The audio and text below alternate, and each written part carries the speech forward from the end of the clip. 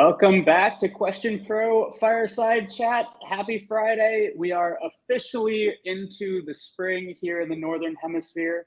I know we've had a little bit of springtime weather here in London, and we've got our two favorite friends back from Scotland here today, Jim and Duncan, the managing partners at 56 Degree Insights. They're actually our first returning guests. Yes, we learned so much from them the first time about a year ago that we are going to be diving in with them on a great topic, brand tracking, going to get tactical, really understand how these guys do it up there in Edinburgh. Welcome back to the show, Duncan and Jim. Are you guys getting any spring weather up in Scotland these days, or are we still waiting? Yeah, it's been a bit wet, hasn't it? But I was out with the dog up the hill this morning, and the sun was out. But I've just looked out the window, and it started to rain. So roll on summer.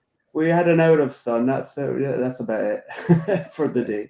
I figured it'd take a little bit longer up there than down here. It's back to rain if it makes anybody feel any better. But we had almost t-shirt weather a day or two ago, so we're almost there. We're getting there. We'll see. The trees are at least in bloom. Good stuff. Jim Duncan, I think we've had you on the show almost a year ago. Tell us a little bit about how business has been going, what's been new since we talked to you last.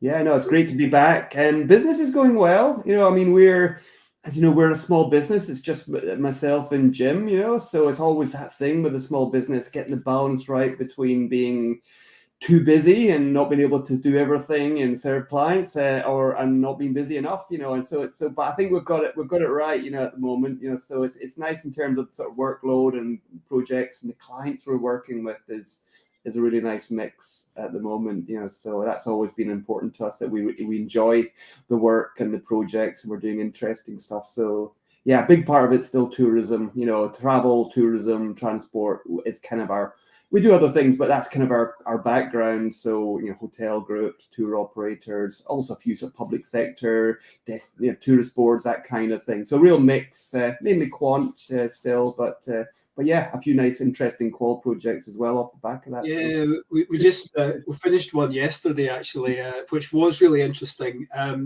Canterbury Travel, we can mention them as a client. We're very friendly with them. They specialise in these Christmas trips to Lapland to see Father Christmas. So we're doing online depth interviews with their customers, and so it was quite a fun topic, especially as a provider. They do a fantastic job in terms of what they offer. They're very much the market leader, and so it was good fun speaking to lots of different people about things like how happy the elves were, and the sort of stuff you don't really think about when you go into research you're ever going to be speaking about. And one of our headlines yesterday, Duncan, what was it you had put? Quite surreal, yeah. I was having a chart headed, whether or not elves ought to be more proactive, so, literally, and about Santa, and it's like we're doing customer research about Santa and how well he delivers, so it was fun but quite odd and very serious at the time, presenting these results about this is a big deal. So yeah, a lot at stake on a trip like that. So that's been fun, just chatting with parents, hearing about the magical experiences and so on. So that's great. That's absolutely fantastic. It's one of the fun things about always talking to you guys is you're always making sure that you're having fun. And I think that's key in the market research business, and especially for folks like Jim and Duncan, if you haven't caught the last episode with them, coming out of big agencies like Kantar, where things can be a lot, right? And I think going into a smaller agency, creating your own firm, it's important to have fun. And I know last time we were talking about the amount of scotch that they've been drinking with their scotch clients. And so Christmas and scotch and tourism, these guys are always having a good time, which is very, I think, important. And one of the upsides of being in market research. So you told us a little bit about some of the qual stuff that you're doing, online IDIs, but tell us a little bit about the quant side in terms of the brand trackers. I know this is kind of a key part of the business that you guys are running. What's kind of the approach? Why are you doing so much brand tracker work? What does it kind of look like? What's your approach that have allowed you to kind of win some of the brand tracker business that you're working on? I mean, I think we've done brand tracking in various guises over many years, and both within 56-degree Insight and also in our previous roles at other agencies and so on. And it's something that's always required. Companies, brands always need to understand how well are they doing in the marketplace? Are people speaking about them? What are they saying about them? How are our communications working, and so on? So it's an obvious area for any research agency to be working in. It's one of the biggest areas, and we do quite a lot in this area, especially in the travel and tourism area. And we can speak a little bit about a couple of the studies that have really, over the last 12 months, have become really big parts of our business. I'll speak about one, and Duncan will speak about the other. ScotRail, which is the train operating company that it's now public owned in Scotland by the Scottish Government, that runs most of the rail services in Scotland. There are some of the cross-border ones, obviously, that also operate in Scotland. But ScotRail are very much the train company for Scotland.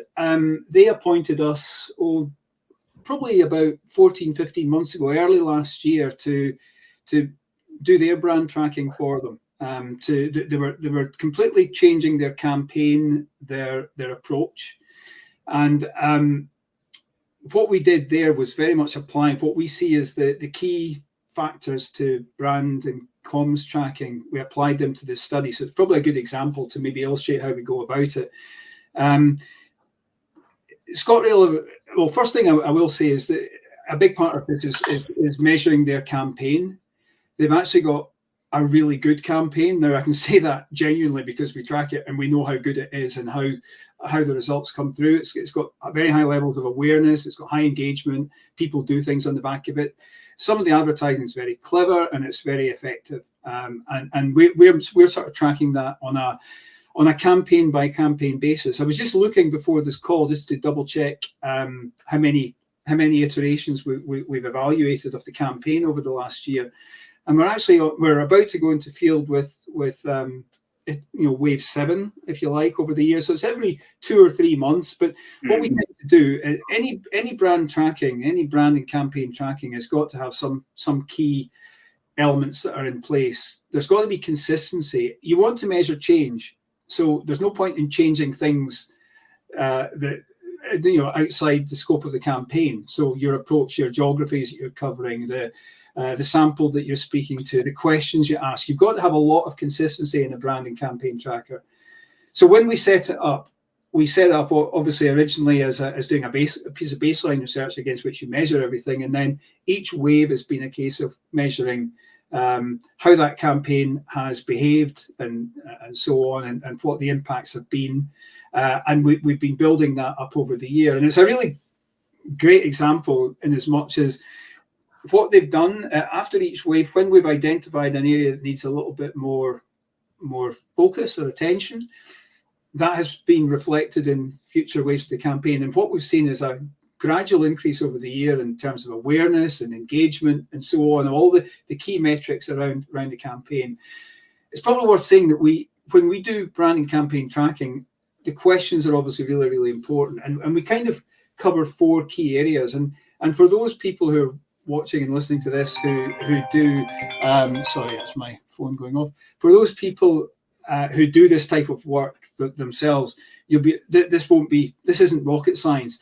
There's various things we need to measure. We need to measure campaign visibility, first of all. So that's a mix of spontaneous awareness of real advertising, to the extent that there's any brand attribution in there to cut through in terms of the messaging that they're talking about. And then we get on to prompted recognition. And the ScotRail campaign covers lots of different channels. TV is a big part of it, but there's a big online part. There's the outdoors element, with billboards and so on. There's press. There's all the different elements. So we need to measure all of that. So that's one key set of measures around visibility. Then we've got to look at engagement. I mean, there's no point in most people recognizing it if actually they hate it or they react to it in a way that we don't want them to react. So we measure all different elements of engagement, from relevance to understanding to trust to salience, credibility, likability. All these sorts of measures are in there. And then that's all great as well. I mean, it's good if you've got a campaign that people like and they've seen, but what do they do about it? So we then measure campaign impact in terms of the actions that people take as a result of seeing the campaign. So their likelihood to travel by train. And a big issue this year, or a big element this year, is the Scottish Government are trialling the removal of peak fares in Scotland on trains. They're trying to encourage more people to take train travel. So there's a 9 month, it's now a 9 month long period where they're trialing no peak fares. So obviously that has a huge impact potentially on the number of people who will choose to travel by train, whether it's for commuting or leisure use or whatever, than would otherwise be the case. So we're also measuring that within the campaign, the extent to which people are more likely to use rail going forward with the removal of peak fares and so on. So it's been used at that political level as well, which is And then the final area that we covered is, well, what does the campaign, how does that impact brand reputation? And we developed our own bespoke brand reputation index a few years ago, which looks at various elements of the brand and how the campaign impacts on that. And we can look at that amongst recognizers versus non-recognizers and so on. So say it's not rocket science, but it's all about being consistent. It's about doing it in a consistent way. And one thing before I hand over to Duncan to maybe speak about our other example is Question Pro is really good for us in as much as, because there's so many different elements of the campaign and so many different channels, we often have to mix and match what we show to respondents. We use the different blocks that are available in questionnaire design and scripting in Question Pro to allow us to show different blocks of prompted materials to different people, so we can manage that and make sure we're showing all the different elements of the campaign as best we can across the sample, because obviously you can't show everything to everybody. So there's a lot of that goes on, and Question Pro helps us to do that. Duncan, I've rambled on. You can probably speak Yeah, more. I mean, I can talk a little bit about another of our brand trackers, which we've, it's actually a more recently acquired contract for a ferry company called Caledonian McBrain, or CalMac as they're known. So they operate to islands on the west coast of Scotland. So they've got lots of routes, but it's a really interesting client to work with because they've got their market is really quite different from many other sort of tourism operators or transport operators. It's a mix of people who are holidaymakers, traveling, island hopping, and so on, visiting the beautiful scenery up there. But also they serve, island communities, people who live in these places. So it's they're an essential service. They provide. They if they don't run, the shops don't get delivered to, and so on. So they've got different stakeholders that they are aiming to keep happy. So their reputation is really, really important, what they're doing. So in terms of tracking their brand, it's as much about sort of brand and appeal for travel, for tourism, but it's also about ensuring people understand, their place in the community, that they are part of the community. And the backdrop to this is often there are issues which are sometimes outside of their control, such as terrible weather means ferries don't go, or other things such as breakdowns and so on. So there's an awful lot of noise in this area, especially in Scotland, in terms of that they're regularly featured in the news, and not always in positive light. So CalMac are running a campaign which is primarily targeted at that leisure market to sort of to attract customers and so on. And so we have set up a new tracking program with them, and it's following some of the broad principles that Jim talked about, that general sort of looking at visibility right through to action. The approach that we've taken, though, is before their campaign starts, we need to establish a bit of a baseline of where they are. So we've done a big survey, obviously all hosted on using Question Pro, getting into a lot of detail, because we're calling it a deep dive with them. So it's all about where, who's using them, what their brand associations are about them, and establishing a number of metrics which we're going to be revisiting as their campaign rolls out, periodically, as there's been a wave of communications activity going on as well. And one of the things that's a bit different from this one from ScotRail as well is that while we're using panel-based sources to reach sort of the Scottish population and people living in the north of England who might travel up to Scotland, we also want to reach those sort of communities. So we're also using client-supplied contacts based on bookings info. People are happy to be contacted of people who traveled with them in the last 6 months, people who live you know, on Arran or live in the Western Isles, you know, which would be much harder to reach using a panel approach, you know, given the limitations of those sources in sort of low, very rural, very remote places. So it's a nice blend. You know, we've got the panel, we've got their sources, we're using the scripting in that way, you know, and the question pro to sort of reach those audiences and then, you know, analyze it, provide the dashboard sort of data back to the client so they can see where they are as we go. So that's an exciting one, an exciting new one, but it is kind of, it's flexing to their needs, but it's also using those broad principles about key metrics that we use about, you know, visibility and engagement and so on as well. That kind of overall approach that we're aiming to roll out with all of our clients, really, sort of brand index. That's fantastic. I mean, what a great two examples to talk about, right? Trains on one side, ferries on the other, and really understanding kind of the different levels of what you're tracking and comparing. And seeing how the client is kind of rolling out these campaigns, how that's affecting people's beliefs, awareness, perceptions. Duncan, I'm glad you kind of brought up the sample side of this. I mean, I think I find that when you start talking about trackers, the first question that comes up is, well, how many waves are we going to do? How often are we going to do it? Who are we going to do it with? And it kind of comes back to this balancing of expense and granularity and agility. I think, Jim, with the ScotRail tracker, you kind of mentioned you're doing a wave, I think, every 3 months. Maybe just talk us through that. Like, how do you think about that problem space with the client? You know, do they kind of come in and tell you how many waves they want to run and how often and how many people they want to hit in each wave? Do you come back with a suggestion? How do you decide, are we going to do it weekly, monthly, quarterly? Talk us through that a little bit. I mean, it was a big question. At the start, when we first got appointed by ScotRail, it was a case of, look, we're doing this campaign that's going to run from February through to mid-March, and then a second part, which will be a different set of messaging from mid-March through to April, end of April. That was last year. So it was very much measuring that campaign. So we set it up that we would measure the first stage of it in its very, very last few days of that campaign, when awareness and so on should be at their peak, but before it gets diluted by the second part of the campaign. So we ran that using panel at that stage in the final couple of days of the campaign. Most of the time, these online panel surveys are completed within 2 days, sometimes 3 days, but it's all very quick. As we all know, online research is quick. So we've used that approach going forward with ScotRail. So earlier this year, when we met with them, we talked about the program for this year, and we've already agreed that one option could have been changing it to doing it every 2 months, irrespective of what they're doing. But because they're not on air or live all the time, they are most of the time, to be honest. So you could probably just about do it with ScotRail.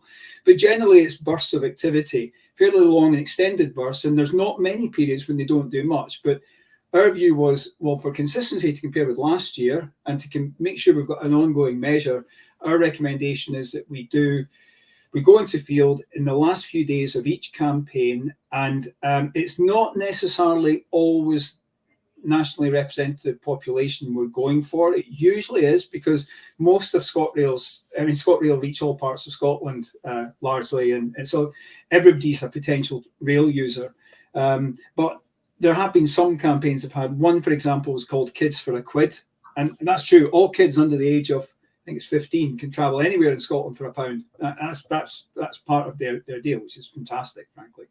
And they were, one of these campaigns was promoting that. So obviously we wanted to boost our sample with families or people, and it wasn't even as simple as that. It wasn't just getting more people to have got these people in the household, because a big part of that is grandparents taking children in the summer months during the holidays somewhere, because they can get the kids on the train at a fairly low rate. Grandparents themselves are getting a reduced rate. So, it can be quite a cheap way of getting around the country. And we wanted to focus on that, but also retaining an element of, well, how does this impact on how people feel about ScotRail overall? So we still needed an element of national representation, the nationally representative sample there. So we boost, we wait, we play around with it, but it's generally our approach with ScotRail and with CalMac for that matter has been towards the end of each burst of campaign, we will measure it. I think if it was somebody who was on advertising all the time, and maybe the weight's just increasing and decreasing a little bit, you would probably take you would take a different approach. I'm sure you probably would do it every 6 weeks or even continuously. I mean, that's another option, obviously, depending on the scale of what the budget is and so on. But it works well for these clients, certainly. I agree. Yeah, I mean, in the past, you know, when we were working at bigger agencies with bigger clients, I guess, budget-wise, you know, who had campaign activity on a lot of the time, there was more of this always-on tracking. So every week there would be a survey wave, and they'd see. And the great advantage of that, obviously, was that they could also pick up on unplanned things that dropped in the news, you know, about their brand, you know, and so they'd see the effect of that. But the reality, I think, of clients which don't have such big budgets, who are also, in terms of their marketing, it's more in periodic bursts, is that you're more efficient maybe to do your deep dive up front. Maybe you repeat that once a year at the same time of year to get your strategic big picture insights of where the brand is. But those sort of more campaign tracking elements are, you know, as Jim says, just after activity's finished or towards the end of it, so you can very much focus on that. And the other point about who do we survey, that does need to be really quite bespoke, obviously. I mean, typically, I guess we would say survey the people who are the target of the campaign, but sometimes maybe it's quite useful to reach further to have a bit of a comparison with those who did those we targeted actually were they more receptive than those who didn't. So it's very much got to be a conversation with the client. With CalMac, we've got really three audiences, you know, in a sense, but we have to sort of analyze these together. The Scottish population. We've got people who live in the sort of north of England, but we don't survey everyone. We survey people who say they're sort of screened on being very likely or to consider Scotland as a destination. There's no point speaking to people who just wouldn't holiday. And then there's the islanders from their sample as well, people who live in these places who rely on the services. So it can get quite complicated, but you know, it requires a lot of planning with the client and being quite bespoke to what they need. Well, it's good to know, right, that there's no hard, fast rule here that you can just apply across the board, right? It almost is like more art than science, but it's interesting to hear the way that you strategically approach this, right? That you look at it and you say, okay, well, let's start with the campaign that the client's actually rolling out. Timings around that campaign, looking at what that campaign's budget is. Well, they're not going to spend more on the tracker than on the campaign, right? So that's the other good way to kind of look at it and say, all right, you know, what fraction of the campaign can we use for measurement? And obviously, as you kind of mentioned, you know, with the bigger brands that are kind of spending consistently, constantly, that's where you might be doing, you know, every week, versus with some of these brands where you kind of have more bespoke campaigns running, you kind of align it to that and come back with the strategy. I think that makes a ton of sense. Yeah. You know, you talked a little bit about consistency in the surveys, right? And consistency within each of those waves. You know, I'm glad you talked a little bit about how do you get such a big survey out to the sample using randomization of blocks and making sure that you've got kind of consistency across those. Talk to us a little bit about how you kind of take this into the reporting aspect. You know, are you kind of setting up live dashboards for your clients? Is it more kind of PDF-based reporting? You know, how do you think about the consistent pieces versus the non-consistent pieces? Let's talk a little bit about reporting in our last 6 to 7 minutes here. Yeah. When it comes to reporting, our approach with clients is we don't do this type of reporting or that type of reporting. We will give you the type of reporting that helps you and your end users. So we're very adaptable when it comes to that. So it's a horses for courses approach we take.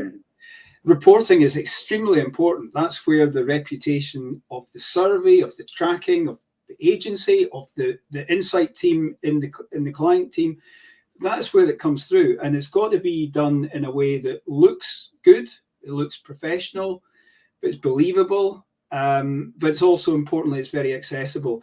Long gone, thank goodness, are the days of delivering 100-page PowerPoint reports. There's still a role for PowerPoint, of course there is, and yeah, other presentation programs are available. Obviously, there's still a role for that type of reporting, but it's what is key for clients to know now is what does this mean to me as a business? What do we need to change? What do we need to think about? What do we need to keep doing? So, you know, I know it's an old, and all agencies are thinking this way. It's about delivering insight, not research findings. Yeah. So we use a variety of things. We do have a dashboard that we use for the likes of ScotRail, a very simple dashboard, but that only is there just as a quick way for them to check between campaigns some of the key metrics. Much more important is a verbal and visual presentation of the results, which we do, and that often is PowerPoint based, but it's not deck after deck. It's not slide after slide after slide necessarily. It's more about we'll look at visibility and what are the key elements of visibility in terms of spontaneous awareness and all these sorts of things. We try to speak in the language of marketeers as well, which is also very important. We're not speaking to researchers. We are speaking to people who are trying to market and communicate the benefits of traveling, and that in the ScotRail case, communicate about rail travel and so on. So we need to adopt their terminologies as well. So we use a variety of things. We use video reporting occasionally, not so much in trackers, but we do occasionally. We've got green screens, we've got video equipment and so on, and quite often a 5-minute. Here are the highlights from what we did for Scottish Power a few years ago, for example, on customer experience tracking for them. We literally would deliver a 5 to 10 minute video which went on their intranet, where it saves people spending an hour reading a report, downloading a report, and getting distracted. If they can sit often during a coffee break or whatever and just watch something for 5 or 10 minutes on their intranet with their earphones on, that can be much more effective. So all these approaches, and we use the likes of the dashboard on Question Pro is useful for us. Quite often our clients want to see what's happening in a live basis. Yes, our surveys aren't live for very long, but they want to maybe keep an eye on things. We give them access to it when it's appropriate, and we tailor them to make them look nice and just show the key data so that they're not overwhelmed. And I think it's not just about one big metric like a KPI that goes. I mean that can be important at the top level, but it's what's below that.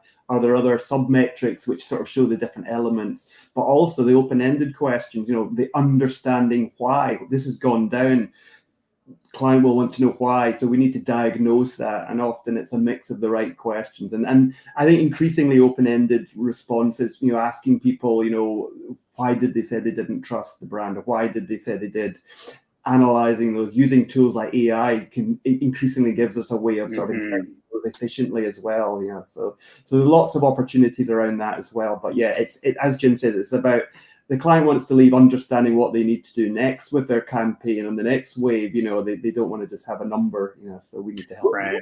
One thing which I should have mentioned actually is a piece that we did ourselves just in the lead up to Christmas last year. We did our own campaign evaluation, quite a high level, of all the key supermarket television commercials that were being shown in Scotland. Christmas. I think we had about 9 or 10 of them that we storyboarded. Again, this was running Question Pro. We using blocks and so on. We storyboarded different examples from the likes of Asda, Aldi, Tesco, all the usual suspects and so on. And we were trying to showcase how we do campaign evaluation. We couldn't be really, really exhaustive, obviously, but the way in which we reported that, and people are welcome to download it from our website, www.56degreeinsight.com. It's all there. It's freely available. Is using infographics. So here are the key messages. What was the most popular ad? What was the one that was most effective, and so on. Without remembering all the details, I think Aldi was the one which came top in Scotland last year, ahead of the likes of Tesco, and Marks and Spencer's were second, I think.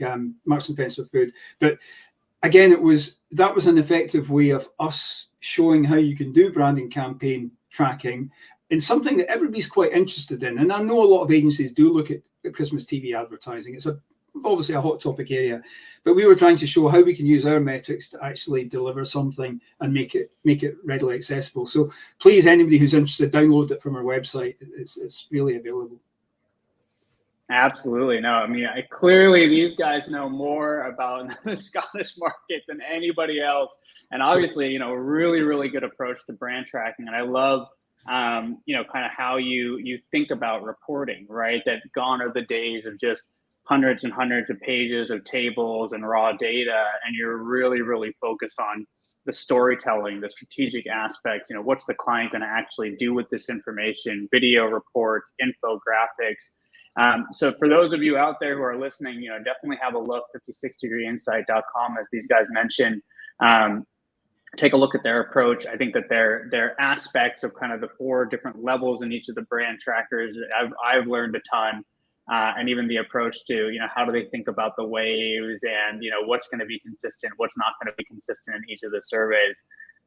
Jim Duncan, this has been absolutely fantastic. It's always great to have you on the show, and definitely looking forward to next time as well.